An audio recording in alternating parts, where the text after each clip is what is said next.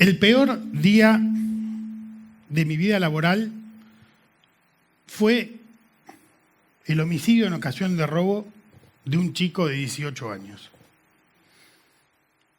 Fue un día de lluvia en marzo. Tuve que conocer a su padre en las peores circunstancias. Había sido víctima y el victimario tenía la misma edad, pero toda una historia de consumo.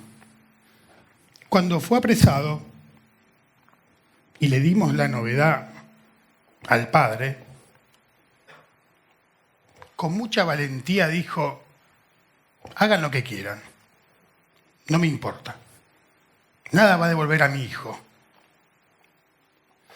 Eso me llevó, amén de destruir toda mi estructura de pensamiento, a pensar, ¿no hay una forma mejor que castigar las conductas? ¿No deberíamos buscar un sistema que prevenga los delitos? Porque castigarlos es tarde. Cuando logramos castigar un delito, este ya ocurrió y el perjuicio de la víctima es irremediable, como ese chico de 18 años. Dediqué toda mi vida laboral al Poder Judicial en distintos ámbitos. Y estoy seguro que la gestión de los conflictos podría ser mucho mejor. Deberíamos poner el foco en la prevención y no en el castigo.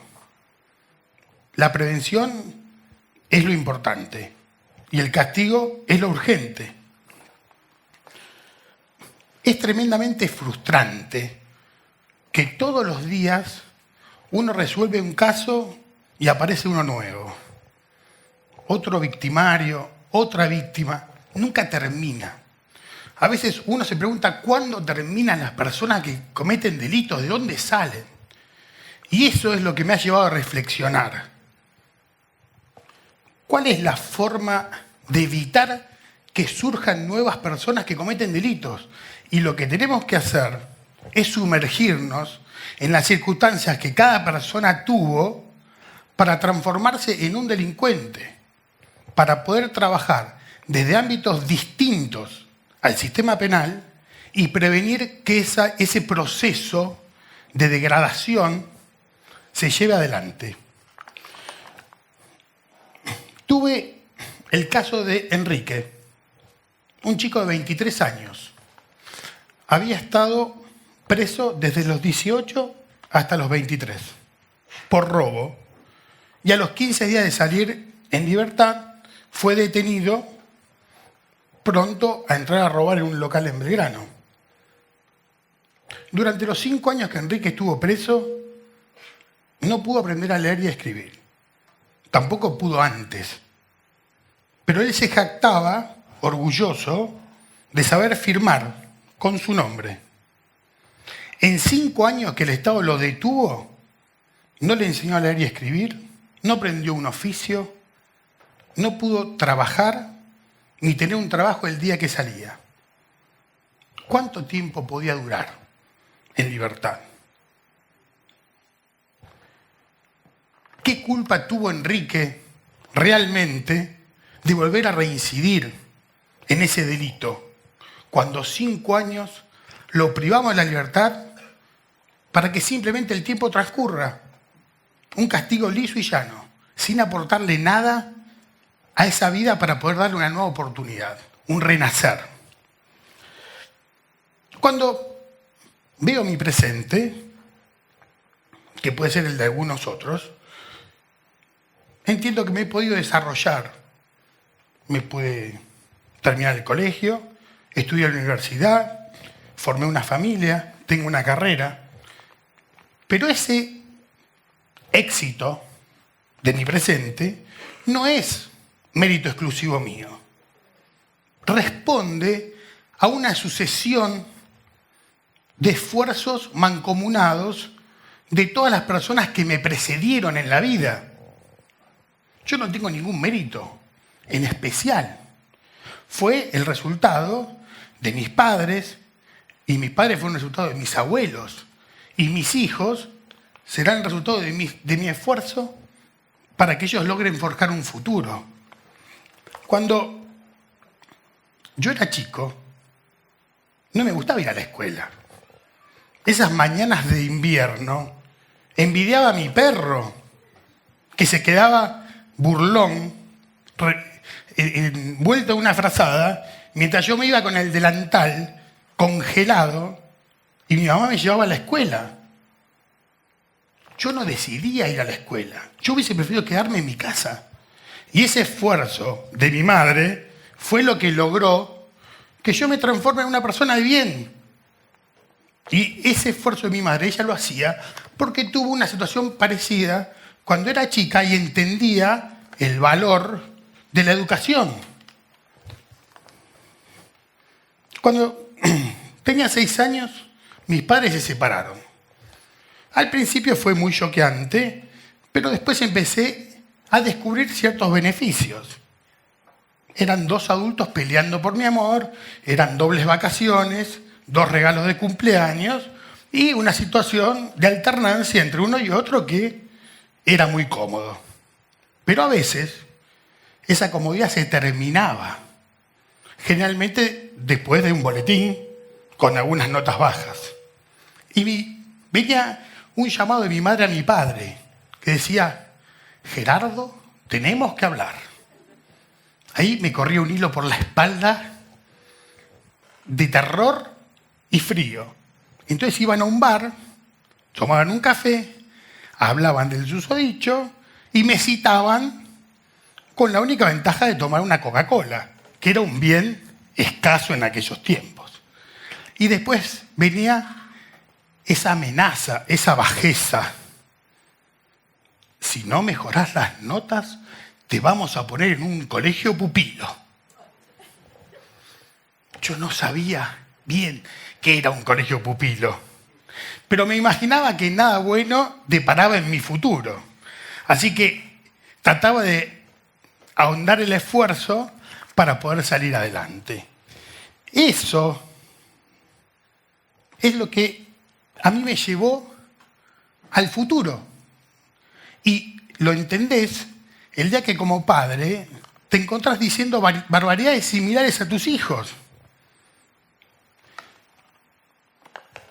Pero esta no es la realidad de todos. Ha sido mi ventaja. Pero, ¿qué pasa cuando eso no se da en el seno de una familia? ¿Qué pasa cuando nadie lo despierta a un chico para que vaya al colegio? ¿Qué pasa cuando no tiene para comer y no se puede levantar a la mañana? ¿Qué pasa cuando se fuma un porro en la esquina del colegio? ¿Qué pasa cuando deja de ir al colegio?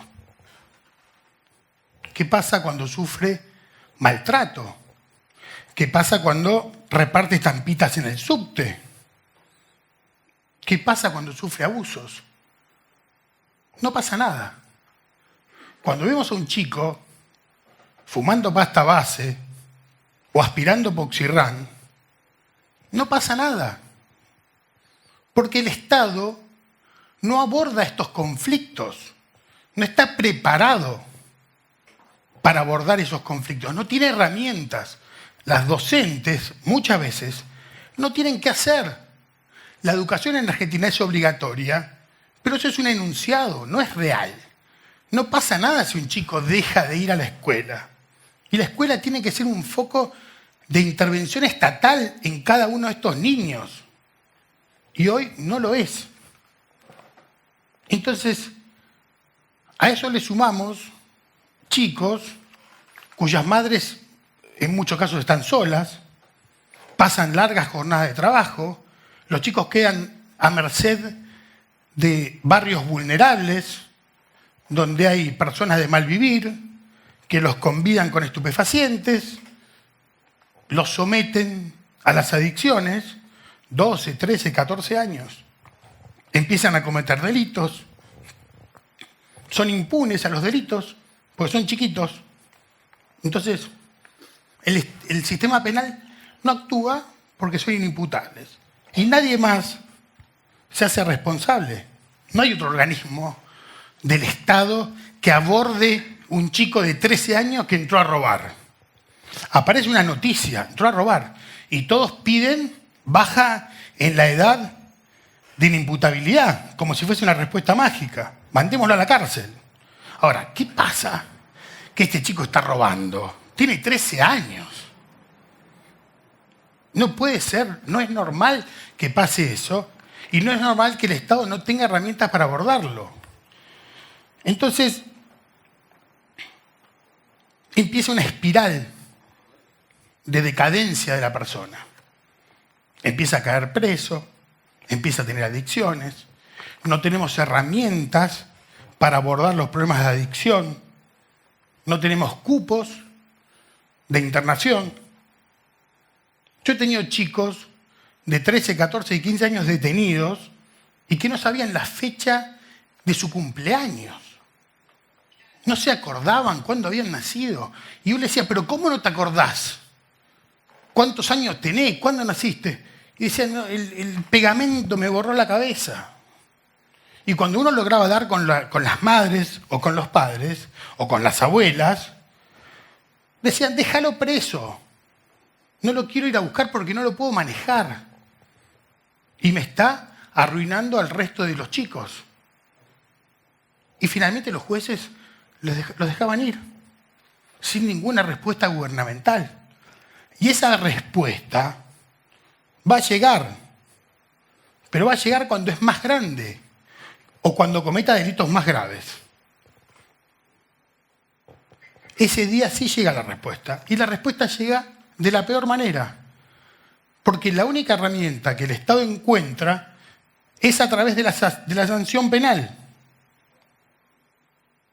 Entonces, ese chico que tuvo un montón de derechos vulnerados durante un montón de años, después es castigado severamente porque no se adecuó a las normas.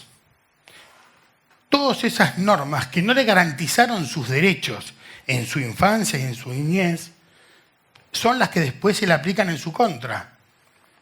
Y siempre se aplica de la peor manera, a través del sistema punitivista y de la prisión. Ese lugar donde van a ser depositados, como fue Enrique, donde no van a aprender nada, donde van a sufrir mayor cantidad de delitos que los que ellos cometieron para estar ahí. La cárcel, el lugar donde se destruye a las personas. Todo lo que vaya ahí va a salir peor. Hay un viejo dicho del derecho penal que dice que el derecho penal es la última ratio. Es la última opción que debe utilizar el Estado para resolver un conflicto. En los últimos años, esa última ratio se transformó en la única ratio. Es el único espacio gubernamental donde se le da el poder al Estado para corregir todas las conductas sociales. Y lamentablemente, el sistema penal tiene una sola herramienta en su caja de herramientas, que es un martillo para producir daño a las personas. Es la función que nosotros tenemos en la sociedad, castigar a los que se portan mal. Y yo no quiero decir con esto que esté mal aplicar sanciones. Por supuesto que no. Cada uno tiene que hacerse responsable de las conductas disvaliosas con las cuales afecta los derechos de otros. Eso está perfecto. Pero si volvemos a la pregunta inicial de esta charla, ¿qué preferimos nosotros? Si sufrir un daño y que la persona que nos produjo ese daño sea condenado al peor de los infiernos, o que por el contrario nunca nos pase nada, siempre vamos a preferir que no nos pase nada. Entonces el camino debe ser otro. La energía debe estar puesta en prevenir las conductas y no en sancionarlas. Sancionar las conductas que nos han perjudicado es lo urgente, pero lo importante es prevenirlas. Y la prevención es evitando que haya chicos que caigan en esta espiral descendiente hacia el delito. El ejemplo de Estados Unidos y Canadá es muy interesante en este aspecto. Estados Unidos tiene la tasa de prisión por cada 100.000 habitantes más grande del mundo. Tiene 655 presos por cada 100.000 habitantes. Canadá, que también responde a un sistema anglosajón, pero tiene una mirada puesta más en la integración, en la prevención, que se ocupa mucho más de la niñez y de la juventud, tiene 150 detenidos por cada 100.000 habitantes. Estados Unidos tiene 4 veces más tasa de homicidios. Supera incluso a nuestro país. Tenemos mejores tasas de homicidio por cada 100.000 habitantes que Estados Unidos. Y tenemos la mitad de detenidos que ellos. Si como sociedad buscamos proteger la niñez, proteger la infancia y utilizamos la educación pública como un basamento de la igualdad de oportunidades, en 20 años nadie tendría que tener el delito como una opción. Muchas gracias.